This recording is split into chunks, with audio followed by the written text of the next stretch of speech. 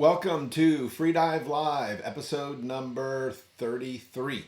My name is Ted Hardy. I'm the founder of Immersion Freediving as well as freedivingsafety.com. If you're not familiar with the show, the way Freedive Live works is I typically start off with an entertaining and educational story from my career. I typically pick one topic to discuss in depth, and then I answer your questions at the end. So the game plan for today's episode is I will be sharing a story I'm actually pretty excited about. There was a story about freedivingsafety.com, which I'll get into in just a little bit. I'm going to go over four. I found four things instead of three. Four things that spearfishermen or recreational freedivers should steal from competitive freedivers and apply to whatever kind of freediving they're doing. And then, of course, as always, I'll be answering your questions at the end of the show. So those of you that are watching, do me a favor, please let me put in the comments. Let me know if you're watching this live. If you're watching this right now, 7 p.m., put in the comments live. And if you're watching this afterward, which is fine, put replay. That gives me, it just helps me understand where my viewers are coming from. Excellent. Good to see you, Jeremy. Hopefully you will enjoy this episode. And then also, if you have questions that you would like me to answer at the end of the show, you can put those in the comments. I'm not going to answer them when you put them in there because I'm going to go through everything that the show is going through. And then at the end, I will answer those questions. So you have things you're thinking about, questions you'd like me to answer, go ahead and start putting those in the comments now. All right, so let's start off with the story that I was at. I'll typically tell an entertaining educational story from my career. I'm not sure if you call this a story. I'm not sure what this is. I think of this as news. But so if you followed me or you know me, you're probably familiar with my website, freedivingsafety.com, which I'll be discussing in the future. Right, so as a freediving instructor, I lost count years ago of how many of my students have saved someone from a blackout, right?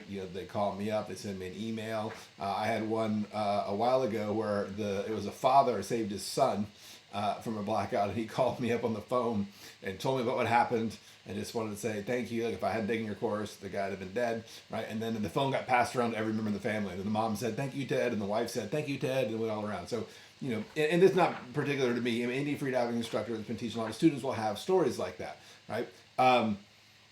But when I launched freedivingsafety.com, I knew at some point I was going to get this thing happen. And basically what happened was a student, not me, my in-person classes, someone who watched freediving, the video, the information at freedivingsafety.com, then was out spearfishing, recognized the sign of a blackout, and was able to save the guy's life, right? Save him.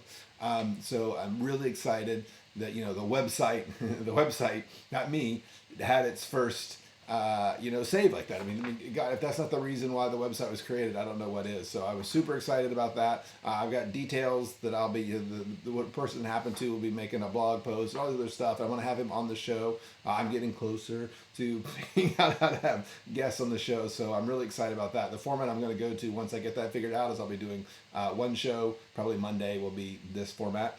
And then the show on Wednesday will be a guest. So I'm excited to have him on the show to basically explain and share what happened. So details will be coming in the future about that. Okay, so now let's go through the four things that, whether you're a spearfisherman or recreational fisherman, it doesn't matter what you do, right? My students are typically spearfishermen. And one of the things I'm always trying to get through to them is, they want to say things like, I understand, competitive freediving got nothing to do with spearfishing. You guys just, you guys have done numb of the line. It got nothing to do with what we do. And my point is, look, competitive freediving and spearfishing, absolutely not the same, right? They're two different things, right? But competitive freedivers, we can dive stupidly deep. We can hold our breath a really long time, right? Our bottom time is really long, right? So is it spearfisherman, a photographer, underwater basket weaver, underwater meditator, bubble blower, whatever it is you do underwater, you should be very interested in how we as competitive freedivers can do what we do. And it's not because we're mermaids or superhumans. It's because there's a lot of things that we do. And so I'm always trying to explain to my students, you should look at what we do, steal the things that we do, and then apply it to what you do, whether it's spearfishing or whatever it is you're doing.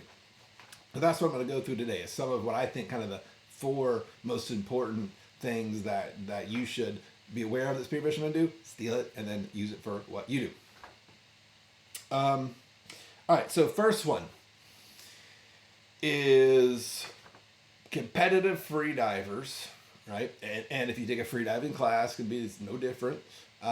You are going to, we are very particular about getting warmed up, right? So what does that mean? Well, what it means is getting your mammalian dive reflex tuned in, right? So when I start talking about mammalian dive reflex and spleen contractions and the hemoglobin and all this stuff, the people are like glazed over, like, what the hell is that guy talking about, right? But if you have a little bit of freediving experience, you know the dive reflex. You might not understand the physiology behind it, but you know what it does to you. And what I mean by that is, haven't you noticed that when you make your first dive of the day, it sucks, right? You're like, get contractions pretty darn quickly, right? You feel very uncomfortable. And then after diving for maybe an hour or possibly even more too, you feel like a rock star, right? You feel like you can stay down twice as long as your first dive. You feel great, right? That's physiology. That is your mammalian dive reflex is kicking in. Hold on one second. I got to turn that off. I will be right back.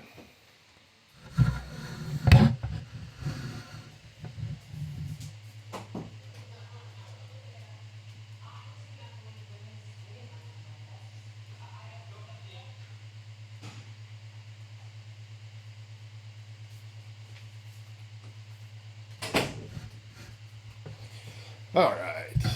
Camera still in focus? Yes. Okay. So where was I? Mammalian dive reflex.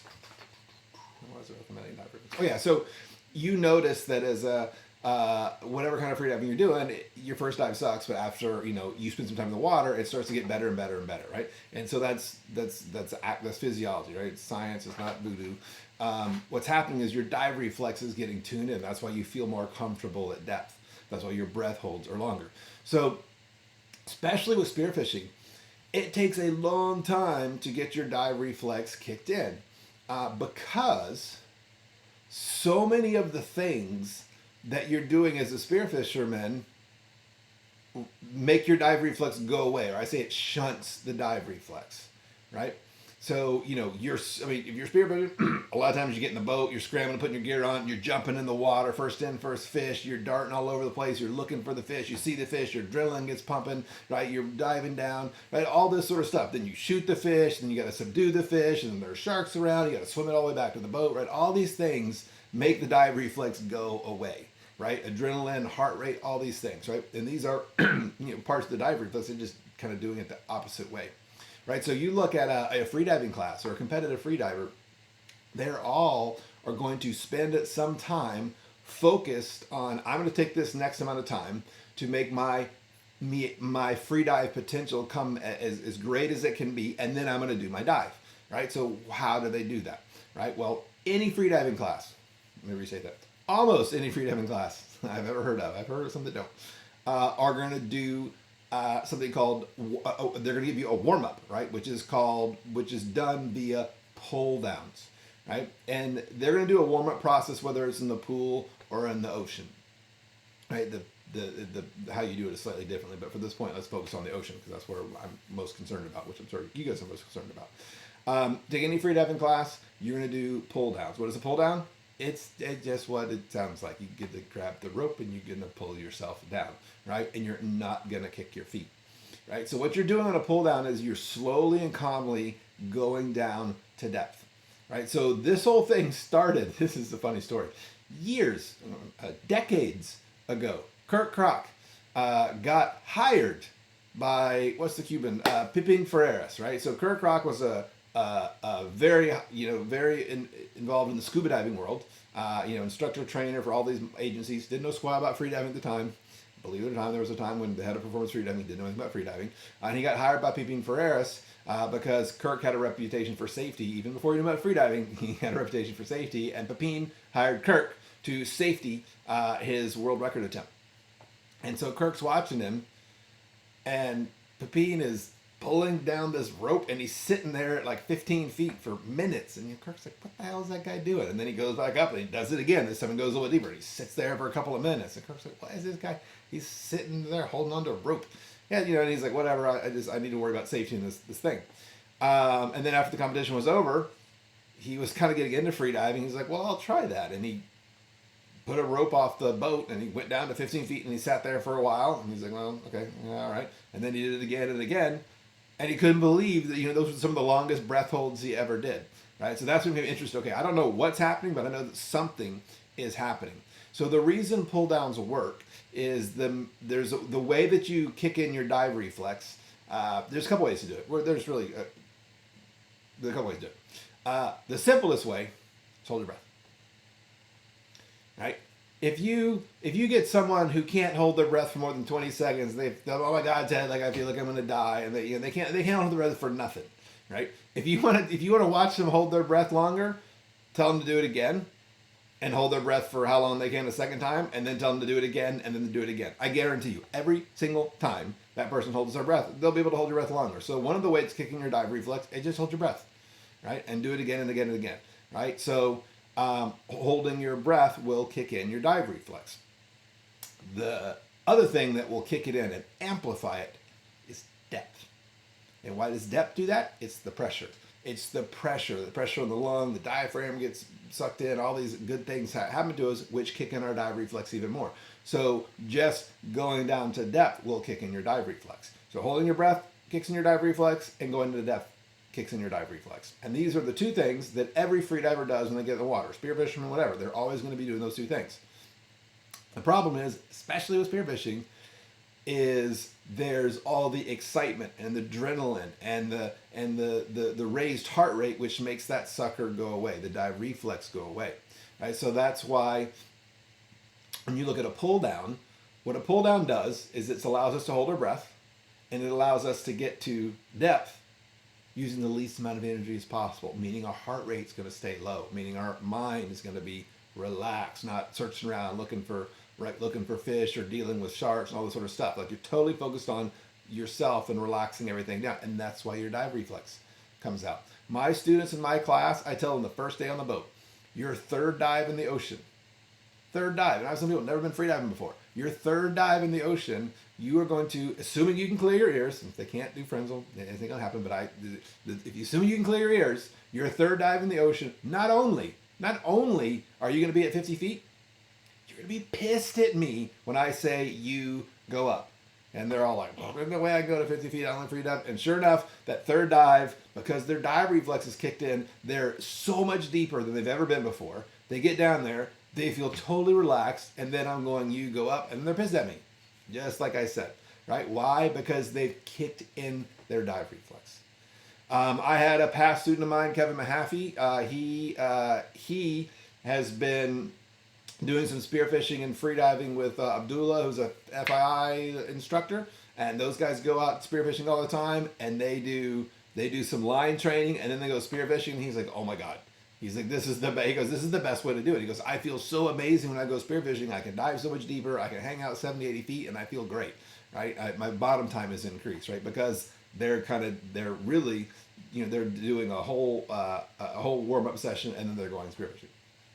Okay, so if you want to do pull downs, how do you make pull downs work? What can you do on your next trip to kick in your dive reflex? Well, there's a couple of things. I'll go through kind of like the more elaborate to the simplest.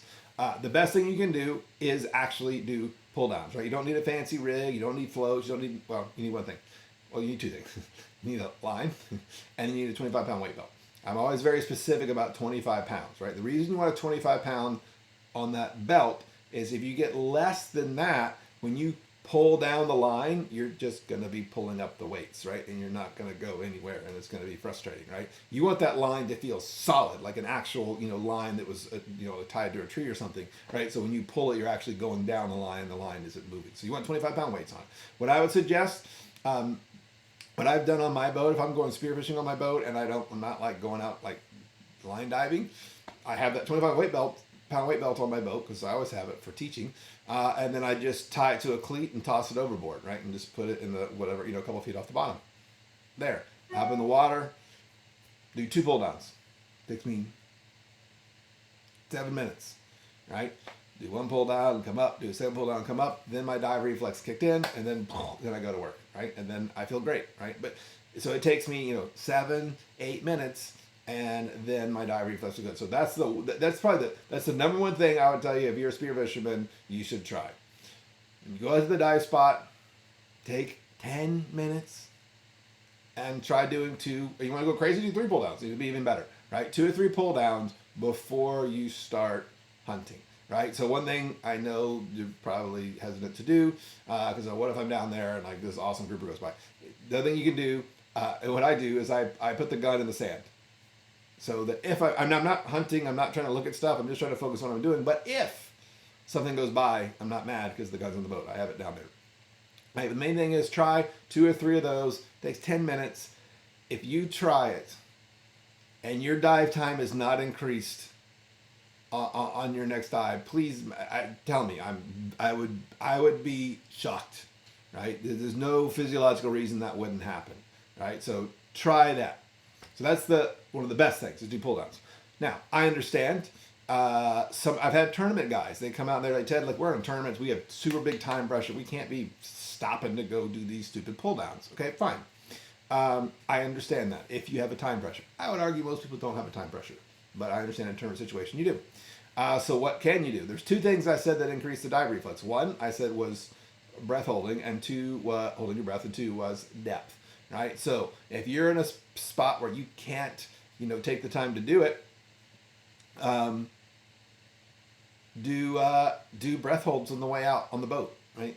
Ain't no one gonna stop you from sitting in the back of the boat and on the way out to your dive spot going, hold your breath till it hurts, have some contraction, take a couple minute break, do it again till it hurts, you have some contractions, take a break, do it again, right? Do that on the boat trip out, right? And what is that gonna do? That's gonna kick in your dive reflex. Right? Just like when you take a freediving class, one of the reasons our guys can hold their breath so long is they do repetitive breath holds on the surface, right? They're holding their breath face down in the pool, and one of the reasons they hold their breath long is they just keep holding their breath, right? So those are 2 ways to really increase the dive reflex on your trip out, right? So those are 2 things that any spear fisherman, in my opinion, should, whatever kind of freediving you're doing, you should try doing that before you go.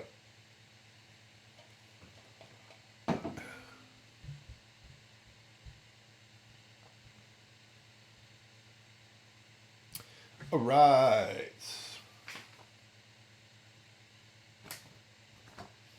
So it's we got 3 more things to go over. At some point, I'll let you guys know. One of the things is I'm going to have video footage of Jeremy Gamble, the owner of Spearing Magazine, and showing how he does his entry with the spear gun. So one of the topics I'm going to be discussing is streamlining, right? And that's something that is very impactful. Whatever kind of freediving you're doing. So I'm going to give you video, but instead of me talking what to do, it's much better to have Jeremy basically show you how he does it. So I'll be showing that in the future. Okay, so that's 1. Got 3 more things to discuss. When I made the post, I had 3, but I decided I added another one, so you get another one. So it's 4. All right, second thing we'll discuss. Something that competitive freedivers do that you should steal for whatever kind of freediving you're doing is safety. Competitive freedivers are very focused and aware of freediving safety principles, right? When I teach my classes, I get it. They're like, Ted, you freedive to 200 or 270 feet. You're crazy, right? You have a death wish. It's so insane what you guys do. Why do you want to kill yourself? Well, you're just crazy. And I get that, competitive freediving, you look at it like, oh, that seems crazy, right? You're trying to dive as deep as you can, hold your breath as long as you can. I get it, right? I'm not going to, there's a little bit crazy in it. Okay, but we are well tuned in to the risks of the sport, and we have procedures set up to deal with that, right? So we've had two fatalities in competitions in something like the past 25 years. We can't even count the number of fatalities in the United States per year, just in 1 year, that happened spearfishing, right? We can't even count them. The number is so high, right? So you can say that competitive freediving is crazy, but that's not where the fatalities are happening, right? The fatalities are happening Not in that. They're happening in recreational diving, the majority of it spearfishing. And it's pretty darn simple. It's because spearfishermen do not follow well established, well understood safety protocols. I have never heard of any spearfishing fatality that wouldn't have been, okay, spearfishing fatality from blackout that would not have been avoided by following 3 simple rules. I've never encountered one. Now, I've encountered 10 years worth of reasons why spearfishermen don't want to follow those rules, and that's fine. You can not want to follow safe diving rules if you don't want to, but that doesn't stop the fact that I've never heard of a fatality that wouldn't have been prevented by following 3 basic safety rules. Now, I'm not going to go through all of that stuff right now. What I will tell you is I do have an online course. It's free, freedivingsafety.com. They'll go over all that stuff, right, in more detail than I can do right here. But it's going to teach you the risks of the sport, the truth about blackout, how to tell if you're overweighted. Unfortunately, many freediver spearfishermen are overweighted, so when they black out, they sink down to the bottom of the ocean, which is obviously bad. You're going to learn what a loss of motor control looks like, what a blackout looks like, how to tell what to do if someone has one. The most important part, right? You're going to learn how to fix it. If your buddy has one, how do you fix that issue? All right, so that's all for free, and you can access that at freedivingsafety.com. What I will show you, though, just to get your attention, this is a video I show in every single freediving class that I teach. That will hopefully get your attention. The biggest excuse or reason I get to spearfishermen that are like, yeah, but I don't need to be watching my buddy, because the common excuse is, Ted, I've been doing this for 20 years, which, by the way, as long as you've been freediving, I've never had a problem. I don't push myself. I just come up before I have a blackout. It's always worked for me. Therefore, I'm immune to the issue. Right? So hopefully I can convince you otherwise by showing you a quick video. So this is a video shot by a good friend of mine, Ren Chapman, from Evolve Freediving. The short version of the story is they took a guy out, spearfisherman, who says he normally dives by himself, and he's been diving for 30 years, and he's never had a problem, meaning he's never had a lost motor, never had a blackout. And Ren and Ashley were trying to tell him that, hey, you're wearing too much weight, we need to be diving in teams. And he's like, look, I never had a problem. I just let me be. Okay, and so this is what happened when they were out diving. All right, so let's watch this. Guys, let me know in the comments if you can see this. A little choppy, but if you let me know in the comments that this is working, that would make me feel better. All right, so this is at 50 feet, which is a totally normal depth for this guy, right? This is what he dives. He says he's an 80-foot spearfisher. So this is a 50-foot dive. He has done 8 dives to this particular spot. So no way is he being crazy or doing anything insane. All right, so watch him now. He's coming up. I notice his kick's a little wonky. See the surface right there? See the surface right there? Release of air. That's the sign of him blacking out, and now he's sinking down to the bottom of the ocean, right? So again, we'll watch it again. That release of air is a sign of him blacking out, and then boom, he starts sinking down to the bottom, okay? So here's the question. When you watched that video, did you see the point when he asked for help? Of course you didn't. Why? Because he had no idea anything was wrong. You, with your own eyeballs, can watch that video and see that he had no idea anything's wrong. I can tell you, the guys that were there that were talking to him, he told you. He goes, I didn't feel that anything was wrong. Right? So that guy had 30 years, actually it was 30 years of spearfishing experience. He had never had a blackout, never had a lost motor control, he never had a problem. He was your typical, I don't worry about safety because I just intune my body, I don't push myself, I know my limits. And after 30 years of diving, he had one dive that went bad. Right? And that one dive, if that had happened on any other dive trip, he'd be dead. Why? Because he typically dives by himself, is what he said, right? But the fact that there was a freediving instructor who was watching and knew what to do, he was fine. Right? So what I would tell you is there's a lot of stuff about freediving safety that I'm not going to go through. It's all at freedivingsafety.com. Hopefully that video gets your attention, and you need to be diving safe, diving principles, because if something goes bad and you don't have a buddy there that goes on, you're going to be dead. Right? So I would think it makes sense to dive in teams, and you can learn a lot more than what I just went over at freedivingsafety.com. Excellent. Thank you, guys. What's up, Fred?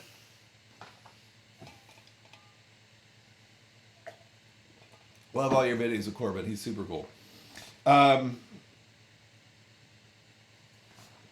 Okay, so next we'll be going over training. So one thing I'll show you guys is, here's a question I have for you.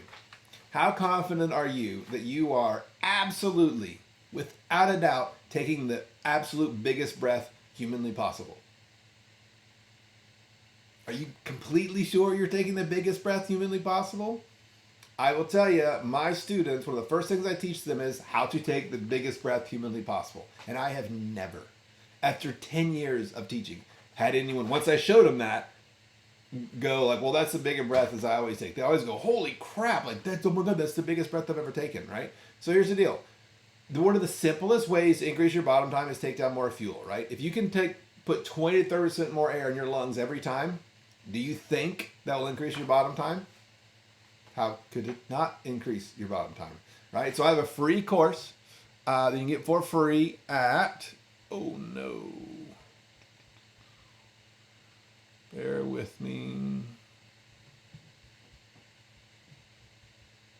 There, at onlinefreedivingcourses.com, right? You can go there, and you're gonna get put your email address in, and you're gonna get sent an email with the details on how to do that, right? So the first thing my students learn at onlinefreedivingcourses.com. All right. All right. Next thing. Next thing is training. So again, competitive freediving, spearfishing, two absolutely different things. No question about that. But spearfishing is made up of a lot of components, right? But I would argue it's made up of two components, main components. There's the spearfishing side, and then there's the freediving side. I mean, if you're freediving and spearfishing, you are holding your breath and you're going to depth, right? So that has a lot of freediving skill sets in it. Right? How long can you hold your breath? How comfortable you are at depth? How can you equalize properly? Is your kick efficient? Is your, what is the flexibility of your diaphragm? What's your CO2 tolerance? All these technical things, right? And then there's the spearfishing side of things, right? Which is a whole nother thing. Got nothing to do with freediving, right? How close can you get to fish? Can you stalk a fish, right? How good are you at, can you put the shaft where you need to, right? There's so much, right? And then there's all the gear and how you got it rigged up for basically what environment you're in. There's so much stuff in the spearfishing side, right? And these are two separate things. And in my experience, spearfishermen spend most of their time focusing on the spearfishing side, right? How their gear is set up, which is absolutely important, right? And as you get more and more experience spearfishing, you're gonna, like you watch the guys who have been spearfishing for a long time, they can do a lot of cool things that you can't do, right? They can get incredibly close to fish, right? And how is it they do? They know how to read body language. They know how to look at the area and they know where to be, right? So there's so much to that. But what I'll tell you is most spearfishermen focus on that, right? Because that's what they know. What they don't focus on is the freediving side of that, right? And so that's what one of the things you can tackle to improve your spearfishing is become a better freediver, right? It's not that you need, better fins or you need more reach on your gun. If your freediving would improve, you would absolutely be a better spearfisherman, right? So one of the ways to do that is, if you haven't, take a freediving class. Freediving class is going to improve your freediving ability and give you a ton of information for sure.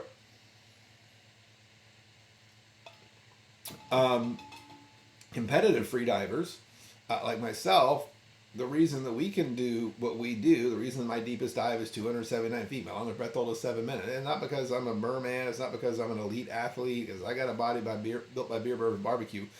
Ain't nothing special about me, but myself and all the other competitive freedivers, we do very specific and targeted training, right? All competitive freedivers, we all do all this stuff, right? But your typical spearfisherman, I say, do you want to dive deeper and hold your breath longer and all that? They're like, yeah, of course I do, Ted. I say, well, what do you do to do that? And their typical response is, well, I got spearfishing whenever I can.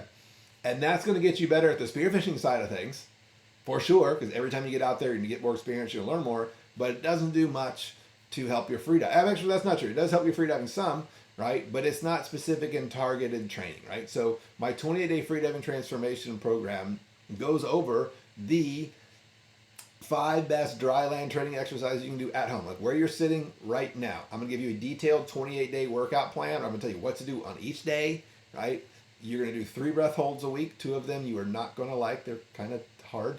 And then one of them is in fact easy, and that's the best one of the program. That's one of the ones that I came up with that teaches you to minimize and delay your contractions. And as a spearfisherman, that's important, right? It's not about how deep you can dive. It's about how deep you can dive while feeling confident and comfortable and relaxed, right? And so that's what this program is going to teach you to do. It's going to lower your comfortable operating depth and teach you to be more comfortable with your contractions, right? So that program is it's only $90 or $95. I'm going to give you a coupon code when I put the post up that will lower it down to $80. So what I will tell you is either take a freediving class, go through my online training 28-day freediving program, and improve your freediving, and it's going to absolutely change everything about the way that you spearfish or whatever the heck it is you're doing underwater. Okay, next one we'll go over is streamlining. Competitive freedivers, we get in a tizzy about streamlining. We get so worried about being super streamlined. Why? Because we're smart and because we're lazy. I want to do the least amount of work possible. So if I'm going all the way down to 280 feet, I want to be the smallest I can, so I don't have to do the extra work, right? I want to be super, super, super, super streamlined, right? So that's very important in competitive freediving. In spearfishing, I don't hear spearfishermen talking about how to be more streamlined. That's not a high concern for them, right? Because there are so many other things they're focused on. So what I would tell you is, as a spearfisherman, how you get you and your gun down to depth makes a difference, right? You can either do it in the most streamlined way possible, which is going to mean that you spend less energy, less time, less work, which is going to increase your bottom time. Or you can do it in an inefficient way, which is only going to take time away from your bottom time. All right, so freediving instructors like myself, we teach how to do an efficient entry. And in my freediving courses, I teach how to do a very good freediving entry. And I'm very happy with the level that my students can do because I spend so much time teaching them how to do a good, clean, efficient entry because that's such a huge part to your dive. And then my students go home and then they pick up their spear gun and they go, well, how the hell do I do what that guy said with this, right? Because there ain't no spear gun in the class, right? So then the students are kind of have to figure out how to integrate the two. And so that's been, I think that's one of the many kind of, what's the word I'm looking for?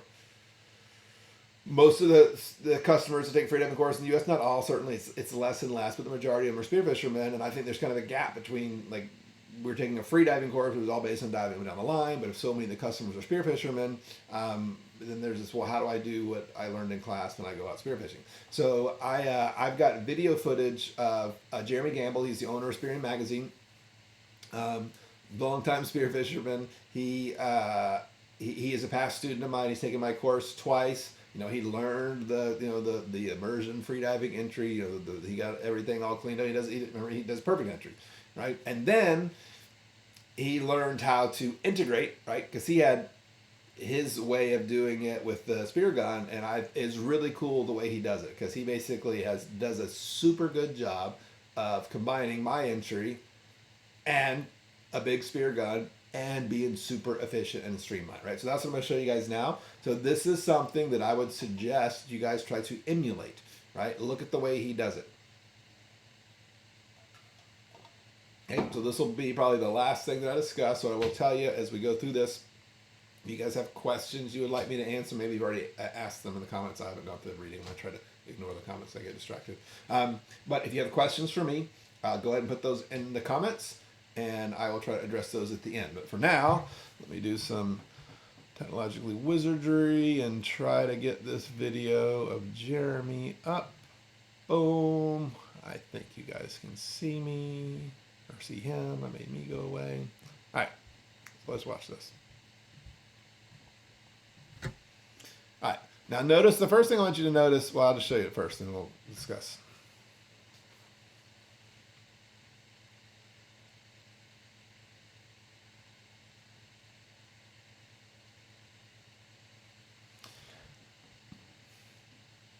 All right, so first thing, notice how the gun is held to start with, right? So he's flat on the surface, got the gun pointed down, but he's holding the gun, I don't know what you would call it, not backwards, but you know, the handle is not the way you normally hold it. Okay? So whatever you want to call that. He's got it like that. And it's pointed down. So what you're going to notice is when he does his entry, he's going to do a 90-degree bend at the waist. He's going to put his foot up in the air, and he's going to do a strong arm pull. The gun really doesn't move. It's like he's moving to the gun. Right?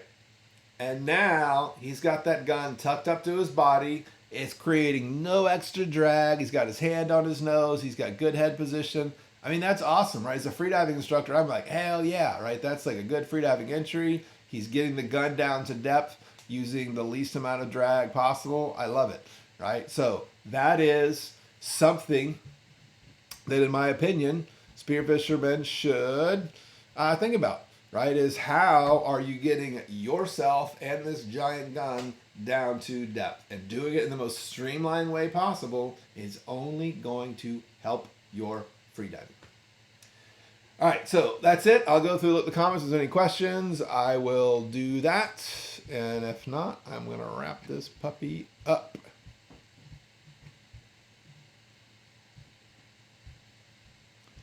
All right. Oh, got some folks from Australia. Very cool.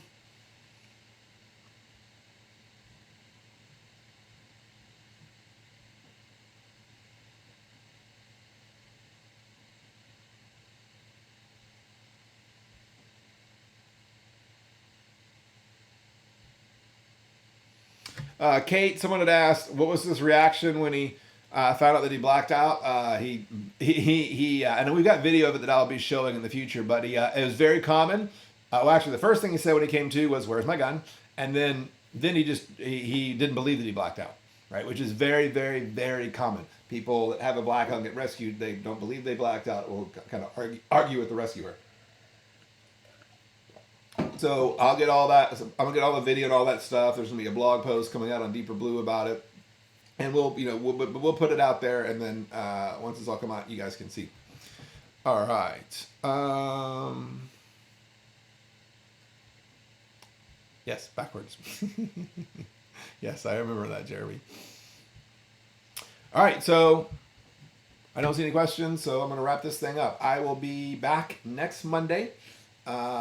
Next Monday, 7 p.m. And I'm going to be, for the next couple of weeks, I'm going to be trying Monday and Wednesday at 7 p.m., taking Tuesday off. And I'm going to go towards a format where I do